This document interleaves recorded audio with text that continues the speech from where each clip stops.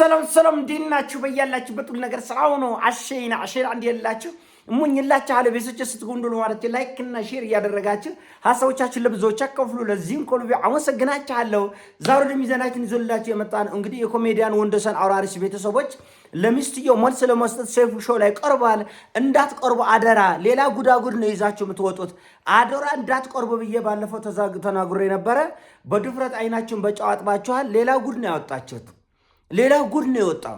አባትየው ቁርስ የለም፣ ምሳ የለም፣ እራት የለም፣ እየተመጸወቱ እንደኔ ቢጤ እየተመጸወቱ ነው የሚኖሩ። እናንተ ለገንዘብ አባታችሁ ያልሆናችሁ ለሚስት ለልጃችሁ ሚስት ለአማታችሁ ትሆናላችሁ እንዴ? አትሆኑ። እና አትውጡ ያልኩት እንዲህ ያለ ጉዳጉድ ያለበት ቤተሰብ በተናገረ ቁጥር ሌላ ጉዳጉድ ስለሚወጣ ነበር። አትምጡ አደራ፣ ብዙ ጋር በማርያም ብዬ ነገርኩት እንዳትመጡ ያልኩት። እማማ ወንደሰን ኮሜዲያን ወንደሰን እንግዲህ የህዝብ ልጅ ነው፣ ህዝብ የሚያውቀው ልጅ ነው።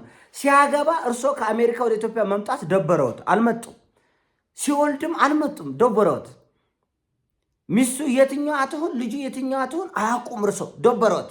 ሲሞት ግን ሊቀብሩ መጡ። አንዳንድ እፍረት የሚባል ነገር አለ። ልጄ ሲታመም እንትን ውስጥ የተረብሸ ወደ እየተጎላቦጠ አውቄ ለልጄ ደውልልኝ አልኩ። ኧረ በእናታቸው እግዚአብሔር ምንናችን እዚህ አገር ላይ የባል ቤተሰቦች የምታብደት። እኔ እንደዚህ አይነት ነገር መናገር አልፈልግም። ነገር ግን ብዙ እህቶቻችን በባል ቤተሰብ ስለሚጠዘጠዙ ብዙ ችግር እንዳለ ስለማውቅ በዚህ አስታክኬ ልናገር ብዬ እንጂ የግለሰቦች ጉዳይ ብንተው ምን ማለት አይደለም። ነገር ግን ብዙ ቤተሰብ እየታመሰ ነው ያለ። የባል ቤተሰቦች ልጃችሁ ለእናቶች ልጅ ነው እንጂ ባል ሊሆናችሁ አይችልም። አትግቡ በማያገባችኋት። ኃይለኛ ነች ሚስቱ፣ ኃይለኛ ነች ከሆነች ይፍታታ። ባል ምን አገባችሁ እናንተ? አብራችሁን እንዲያገባችኋት አገባችሁ። የከሌ ሚስት ኃይለኛ ነች፣ ተናጋሪ ነች። የዘንድሮ ባል እንኳን ኃይለኛ ተሆኖበት እንኳን እንደዛ ሆኖ ቀርቶ እሽሩሩ ተብሎም አልተቻለም። ኃይለኛ ከሆነ እንኳን አርቲስት ህዝብ የሚያውቀው እኛ እኮ ከአርቲስቶች ህይወት ጋር ብዙ ጉዳይ የምናውቀው አለ። አውቆን ዝም የምንለው መፍታት በእጁ ነው፣ መተው በእጁ ነው። አንገቱን አስራ ከአልጋ ጋር አጣብቃ ከግንድ ጋር አስራ ያዘችው መፍታት ይቻላል። ስለዚህ ባለፈ ተናግሬ ነበረ። አሁን የፈለጋችሁትን ማሸት መብታችሁ ነው። ምክንያቱም ወንደሰን አፈር በልቶታል፣ ድንጋይ ተጭኖታል። እናትየው ለምን ይዋሻል? ወንደሰን ቀና አይልም ብለው ነው ያሹት። ማማ እንደዛ ይመስለኛል እንጂ እኛ ከቤት ውጭ አላልናትም ማለት በገንዘብ አፎት አይደለም እንዴ? አምና ነው ካቻምና በመጣች ጊዜ በፍልጥ እስከ መደባደብ ተደርሶ ፖሊስ መጥቶ አንዳችሁ ሳሎን ኑሩ፣ አንዳችሁ ጓዳ ኑሩ። እሱ በህይወት እያለ ይሄን ያህል ግብግብ ነበር። ለምን ያሻል? ማማ ወንደሰን ድንጋይ ስለተጫነው ነው? ተው እንጂ ነውር ነው ይሄ ሁሉ ግብግብ። እርሶ ከቤት እንዳስወጣት ህዝብ ከልቡ አውጥቶ እንዳይረዳት አውሬ ናት፣ ክፉ ናት እንዲል ነው አይደል? የእርሶ ርብርብ እኮ ሌላ ምንም እኮ የለም። ልጁን ትስጠኝ። ለምንድን ነው ልጇን የምትሰጧት? ለምንድን ነው የምትሰጧት? ልጄን ትስጠኝ። ብዙ እናቶች እንደዚህ ነው የሚሉ ኢትዮጵያ ውስጥ ለማፋታት ሲፈልጉ አምጣ ልጄን አምጣና ፍታት ይላሉ። ለምንድን ነው የምትሰጠው? ለእርሶ የልጅ ነች፣ ለእርሷ ግን ማህፀኗን ሶንጥቃ የወጣች የአካሏ ክፋይ የአጥንቷ ፍላጭ የስጋዋ ቁራጭ ነች። እና አንዳንዱ የምንናገራቸው ነገሮች ትዝብት ውስጥ ይጥሎናል ብለው ማሰብ ተገቢ ነው። ያሳፍራል።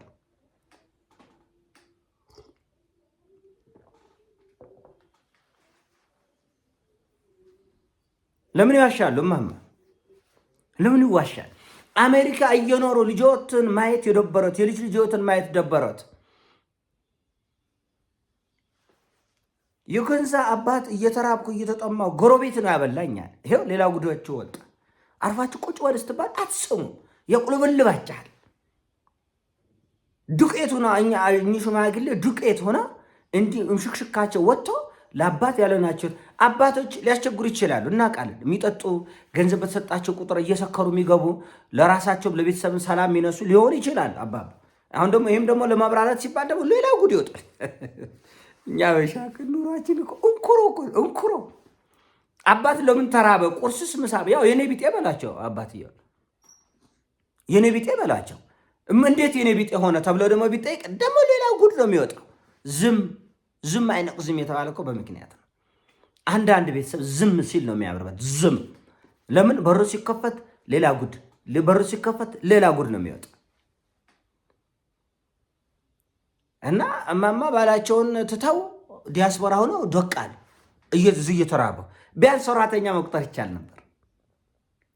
ቢያንስ የሆነች ነገር የዕለት ጉርስ እንዲበሉ ማድረግ ይቻል። ቢያንስ ሆቴል ሊከፈልላቸው ይችሉ። እዚህ ሆቴል ይደብላ ሰው አትለምን ይባል ነበር። የአባት ደግሞ ይህን ያነሳውበት ምክንያት ለምንድን ነው? ለገንዛ አባት ያልሆናቸው እርሶም ለገንዛ ባሎት ያልሆኑት ለልጆት ልጅ ይሆናሉ።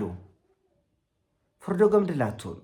ሁሉ ነገር ህሊና አለው። የሰው ልጅ ህሊና አለው። አሁን የእርሶ ሙከራ ምንድን ነው? ከዛች ከቀበሌ ቤት አስወጥተው እንደገና ከህዝብ ልብ ለማስወጣት ነው። ህዝብ እንዳይረዳት እርሶ ገፍትረዋል፣ ህዝብም እንዲገፈተር። ያሳፍራል። እውነት በጣም ነው የሚያሳፍረው።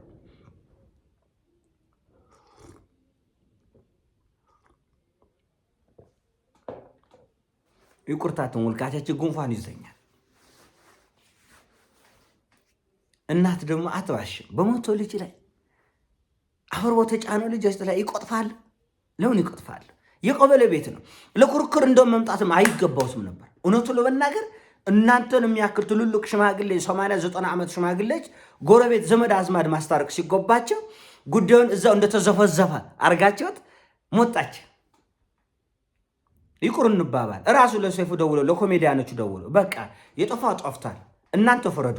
ይሄው እኛ ቤቱን ልሳ እንለቃለን። አባታችን ከፈለገ ተከራይቶ መኖር ይችላል፣ ከፈለገ እዚሁ መኖር ይችላል። በቃ ይቁር እንባባል። ወደ ሚዲያ ከመምጣታችን በፊት እርቅ እናውረድ ይባላል። ደንብ ነው፣ የሽማግሌ ደንብ ነው፣ የትልቅ ሰው ደንብ ነው። እናንተም እኮ አንዱ እግራቸው ወደ መቃብር ተጠግቷል አይደለም እንዴ?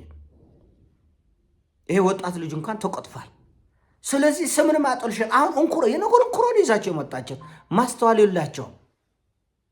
የነገር እንኩሮ ነው ይዛቸው የመጣቸው። የራሳቸውን የቤተሰባቸውን ክብር የበለጠ አዘቀጣቸው። በጊዜ መቋጨት መፍታት የሚቻለውን ነገር የዋስ አውሰበሰባቸው። ልጄ ታሞ ሲንገላታ ለምን አልመጡ? የወንደሰንን ሰርግ እንኳን እናቱ ቀርቶ ህዝብ መታደም የሚፈልገው ነው። ታዋቂ ሰው ነው፣ ኮሜዲያን ነው፣ ሰው ወዳድ ነው፣ ሰው የሚወደው ነው። ለምን ለሌላ ክርክር መጡ? ልጁ ነፍሱን አሰቃያችሁት። ምን አይነት ሚጥሚጣ ናቸው እናታቸው? አሰቃያ ለሌላ ክርክር ትሞታላችሁ። እርቅ እንኳን አውርዳን። አይ አንዳንዱ ነገር ያልተግባባ ነው ነበር። ይሄ ችግር ነበር፣ ከኛም ጥፋት ነበር፣ ከሱም ጥፋት ነበር። አብራችሁ ብትመጡ ከሚስቱ ጋር ምን ችግር አለ? አንዳንዶቻችሁ ደግሞ ፎከታሞች ለልመና ነው የመጣች። ትለምና ለልጇና ብትለምን ትለምና። ልጅ ለማሳደግ ይለመናል። ሁሉ እየለመነ ነው በአሁኑ ጊዜ። እና ምን ታደርግ? ሽማግሌ አልገባም፣ ኮሜዲያኖቹ አልገባም። ከአቅም በላይ ሆኖ አይደለም የመጣው። አታውሰብስቡ ነገር እየሆነ አታውሰብስቡ። ሌላ ሰው እንዳይመቱ እዚህ ቤት ውስጥ ነው ነግራችኋል። ሌላ ሰው እንዳይመቱ። ለምን እዚህ ውስጥ የሚነሳ ግርግር የሰው አይን መጥፋ ነው። ደግሞ ሌላ ሰው ይቀጥፋል እንጂ ለቀበሌ ቤት እኮ በቃ ዶሜን ከፈለኝ እኮ ለቀበሌ ቤት እኮ ነው። መቼም ሌላ ቤት ገዝታችኋል፣ እርግጠኛ ነኝ። የቀበሌ ቤት ብላችሁ አልተቀመጣችሁም። ሌላም ቤት ይዛችሁ የቀበሌን ቤት ይዛችሁ አሜሪካ እየኖራችሁ 20 ዓመት እንግዲህ እናትዬ እንኳን ከ15 ዓመት በላይ አሜሪካ ኖረዋል። ልጅቱ ቢያንስ 30 ዓመት 20 ዓመት በላይ ኖራለች ማለት ነው በትንሹ። እና አሁንም የቀበሌ ቤት ነው ያላችሁ ወይስ የእኛንም 2-3 ቤት ይዘናል የቀበሌውንም አንለቅም ነው? እፍረት የሚባል ነገር አለ። እፍረት የሚባል እናት የሞተ ልጇን ነፍስ አታሳርፍም። በአሁኑ ሰዓት ነፍስ ውጩ ነፍስ ግቢ እና ራሶት ነው። አለመግባባት ነበር፣ በፍልጥ ሊደባደቡ ነበር አለ። እሱ እያለ በህይወት እሱ ኮለለማ በጎጀራ ሆኗል ማለት ነው ነገርየው። ውጭ አላልናትም። ለምን ያሻል? ካዋከባቻት፣ ካንቋሸሻቻት፣ ፊት ከነሳቻት ከዚህ በላይ ምን ታመጣላችሁ? መቼም አደበድቡ። ያው ፖሊስ ህግ ይዛቻላ። የሰው አደበድቡ። ልታንቋሽሹ ልታዋርዱ ትችላላችሁ። የሆነ ሆኖ በቃ እንዲህ ነው። አላያቸውም? ዘመኑ ሼፍ ዮሐንስ ወደ ህዝብ የሚወጣ ጉዳይ አለ፣ የማይወጣ ጉዳይ አለ። እናንተ ትልልቅ ሽማግሌች ለአገር መትረፍ የሚገባችሁ ጉዳይ ሁሉም ጉዳይን ይዘው ቲክቶክ ላይ ነው የሚረዱ። ቲክቶክ ምን ያደርጉላችሁ ይቻላል እንዴ? ቤተክርስቲያን እኮ አይደለም።